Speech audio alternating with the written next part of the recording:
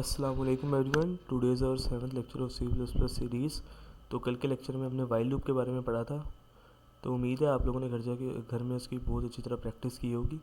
तो आज हम पढ़ेंगे डू वाइल लूप के बारे में। असल में फोर लूप, वाइल लूप और डू वाइल लूप ये सारी सेम ही है, सिंटेक्स थोड़ा सा डिफरेंट है और दो तीन चीज़ें और डिफरेंट है बीच के अंदर। तो आज हम पढ़ेंगे डू वाइल लूप के बारे में। So do while loop basically इसकी डिस्क्रिप्शन ये है कि the do while loop is similar to the whole to the while loop, but it guarantees that the block of code will be executed at least once। मतलब ये कहना चाहते हैं कि ये बिल्कुल वाइल लूप की तरह ही होती है, लेकिन इसके अंदर कंडीशन वगैरह बाद में लगती है, जिसका मतलब होता है कि ये जो हम कोड लिखेंगे इस डू के बाद, ये एटलीस्ट एक ना एक दफ़ा ज़रूर एग्जीक्यूट होगा और इसको आउटपुट शो होगी। तो डू वाइल लूप के बस इतना सिंपल सा कॉन्सेप्ट है। अब इसके एग्जांपल्स वगैरह करते हैं। तो ये इसकी डेफिनेशन है। तो ये इसकी डेफिनेशन है और ये इसका सिंटेक्स है। आप इसका स्क्रीनशॉट ले सकते हैं, आपको बाद में काम आएगा। अच्छा, इसकी सिंटेक्स के अंदर एक और चीज़ ये करते हैं कि हम ये कोड टू द एग्जीक्यूटेड के नीचे इंक्रीमेंट और डिक्रीमेंट लगाते हैं, क्योंकि वो भी लगाना ज़रूरी होता है। तो अब चलते हैं अपनी डेव सी प्लस प्लस की स्क्रीन पे, ताकि हम इसकी 2 एग्जांपल्स कर सकें। तो व्यूअर्स आ चुके हैं हम अपने डेव सी प्लस प्लस की स्क्रीन पे। तो सबसे पहले हम वही लिखेंगे, इंक्लूड iOS स्ट्रीम। उसके बाद हम लिखेंगे यूजिंग नेम स्पेस std। उसके बाद इंट मेन, एंट्री पॉइंट मतलब यहाँ से स्टार्ट हो जाएगा प्रोग्राम। उसके बाद हम सबसे पहले डिक्लेयर कर देते हैं वेरिएबल्स को, इंट a और i। अक्सर लोग ये वेरिएबल्स को डिक्लेयर करना भूल जाते हैं, बाज़ औक़ात मैं ख़ुद भी भूल जाता हूँ, जिसकी वजह से प्रोग्राम में एरर आ जाता है और हमें समझ नहीं आ पा रही होती कि क्या चीज़ हमने गलत की है। तो सबसे पहले डिक्लेयर करेंगे। उसके बाद हमने यूज़र से एक वैल्यू लेनी है, तो हम यूज़र को कहेंगे एंटर नंबर। असल में बेसिकली सबसे पहले हम प्रोग्राम बना रहे हैं टेबल का, जो कि हम नॉर्मली बनाते होते हैं कि जो नंबर लिखेंगे उसका टेबल बना दिया जाएगा। तो उसके बाद हम इसको स्टोर करवा देंगे ए के अंदर। उसके बाद हम आई की वैल्यू लिखेंगे जो कि है 1, क्योंकि 1 से ही उसको स्टार्ट करना है। तो डू लिखेंगे, उसके बाद डू को स्टार्ट करेंगे। उसके बाद हम लिखेंगे cout a multiple by, जो हम पिछले प्रोग्राम्स में भी लिखते हैं, ये i is equal to a multiple by i. इसके बाद हम लिखेंगे एंडल, ताकि अलग-अलग लाइनों के ऊपर आए। उसके बाद हमने इंक्रीमेंट और डिक्रीमेंट डालना है, तो हमने 1 से लेकर 10 तक बनाना है और नीचे हम कंडीशन डालेंगे, यहाँ पे कंडीशन डालेंगे। तो हमने पहले इसका इंक्रीमेंट डालना है, इंक्रीमेंट आई प्लस प्लस होगा ताकि 1 से लेकर 10 तक जाए। उसके बाद हम नीचे आ जाएंगे और यहाँ डालेंगे वाइल लिख के कंडीशन। तो कंडीशन के अंदर हम वही लिखेंगे i is less than equal to 10। उसके बाद लगा देंगे सेमीकोलन। तो ये प्रोग्राम हमारा सिंपल सा कंप्लीट हो गया टेबल्स का। उसके बाद हम इसको करेंगे कंपाइल। 0 एरर 0 वार्निंग आ चुकी है और हम इसको कर देंगे रन। तो एंटर नंबर वो कह रहा है, सबसे पहले हम एक नंबर एंटर कर लेते हैं 4। तो उसने 4 का टेबल बना के दे दिया है 1 से लेके 10 तक। अब हम नंबर एंटर कर लेते हैं 45।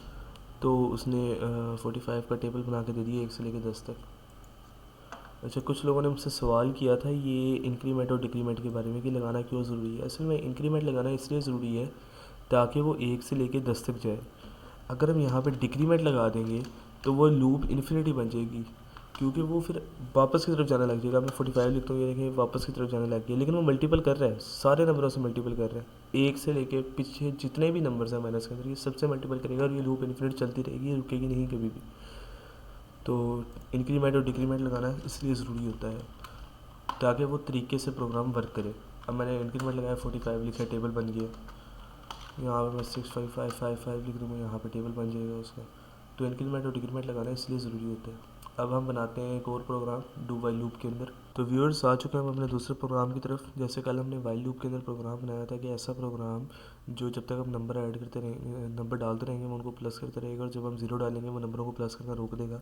तो आज हम वैसे ही एक प्रोग्राम बनाएंगे, लेकिन हम प्लस की जगह मल्टीपल को यूज़ करेंगे। मतलब जब तक हम नंबर डालते रहेंगे वो उनको मल्टीप्लाई करता रहेगा, लेकिन जैसे हम 0 डालेंगे प्रोग्राम स्टॉप हो जाएगा, लूप ख़त्म हो जाएगी। सबसे पहले वही हम इंक्लूड iOS स्ट्रीम, उसके बाद यूजिंग नेम स्पेस std, उसके उसके बाद इंटू मेन, उसके बाद हमने सबसे पहले तो एक नम, एक तो हम ये डाटा टाइप वो ले लेते हैं वेरिएबल। उसके बाद प्रोडक्ट के लिए हम इंट या जार या फ्लोट इस तरह के नहीं ले सकते, क्योंकि प्रोडक्ट बहुत ज़्यादा भी निकल सकता है। अगर लंबे हम कोई नंबर लिखते हैं, हम कोई लेंथी नंबर लिखते हैं तो प्रोडक्ट बहुत ज़्यादा भी निकल सकते हैं। तो उसके लिए हम डाटा टाइप यूज़ करेंगे लॉन्ग लॉन्ग बेसिकली एक डाटा टाइप है जो कि तब यूज़ होती है जब कि नंबर बहुत ज़्यादा बड़ा हो जाए, मतलब आउटपुट बहुत ज़्यादा बड़ी है, तब लॉन्ग वाली डाटा टाइप यूज़ की जाती है। ये डिफरेंट डाटा टाइप C++ में होती हैं। अब मैं आपको सारी तो नहीं बता सकता, लेकिन आप उनको खुद पढ़ सकते हैं, उनके बारे में रिसर्च कर सकते हैं, तो आपको पता लगेगा आहिस्ता कि कौन सी डाटा टाइप कहाँ पे किस वक्त यूज़ करनी है। तो उसके बाद हम डू को स्टार्ट करेंगे अपने। तो सबसे पहले हम लिखेंगे एंटर अ नंबर, मतलब यूज़र से हम नंबर लेंगे और लिख देते हैं 0 टू स्टॉप लूप। उसके बाद हम नीचे आएंगे और इसको सेव कर देंगे नम के अंदर। उसके बाद हम स्टेटमेंट लगाएंगे इफ़ स्टेटमेंट कि अगर जो नम है वो हो नॉट इक्वल टू 0, तो जो प्रोडक्ट है प्रोडक्ट वो नंबर के इक्वल हो जाएगा, मतलब जो नंबर है उसका प्रोडक्ट लिया जाएगा जितने भी नंबर टोटल हैं पड़े। उसके बाद हम इसको कर देंगे एंड डू को, और अब हम वाइल के अंदर कंडीशन लगाएंगे।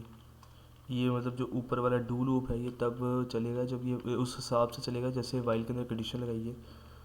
तो number is not equal to 0,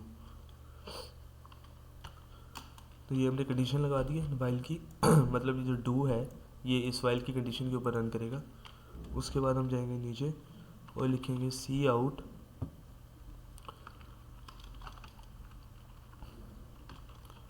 the product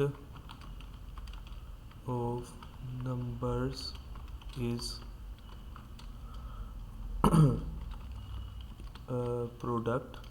product ही लिया ना, हाँ प्रोडक्ट, और एंड में हम लिख देंगे एंडल, ताकि वो एक ही लाइन पे शो ना हो बाद में।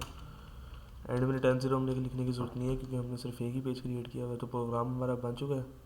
होपफुली इसमें कोई एरर नहीं आएगा, तो उसको कर लेते हैं कंपाइल। हाँ, तो 0 एरर और 0 वार्निंग्स आ चुकी हैं। अब हम इसको करेंगे रन। ठीक है, आई थिंक प्रोग्राम सही बना है। तो 4 4 4 ठीक है, और अब हम 0 एंटर कर देते हैं 64। ठीक है, प्रोग्राम ये बिल्कुल ठीक बन चुका है। तो आप इसका स्क्रीनशॉट ले सकते हैं, समझा मैंने आपको दी है। अब आपको चाहिए कि आप खुद इसकी प्रैक्टिस करें, फोर लूप, वाइल लूप और डू वाइल लूप की, आप इन तीनों की प्रैक्टिस करें। तो अब कल से हम स्टार्ट करेंगे अरेज, क्योंकि लूप्स हमारी तीनों ऐड हो गई हैं, तो कल से हम अरेज को स्टार्ट करेंगे। तो बाकी आज के लेक्चर के लिए सिर्फ इतना ही। मिलते हैं कल एक नए लेक्चर के साथ, एक नए टॉपिक के साथ। तब तक के लिए अल्लाह हाफिज़।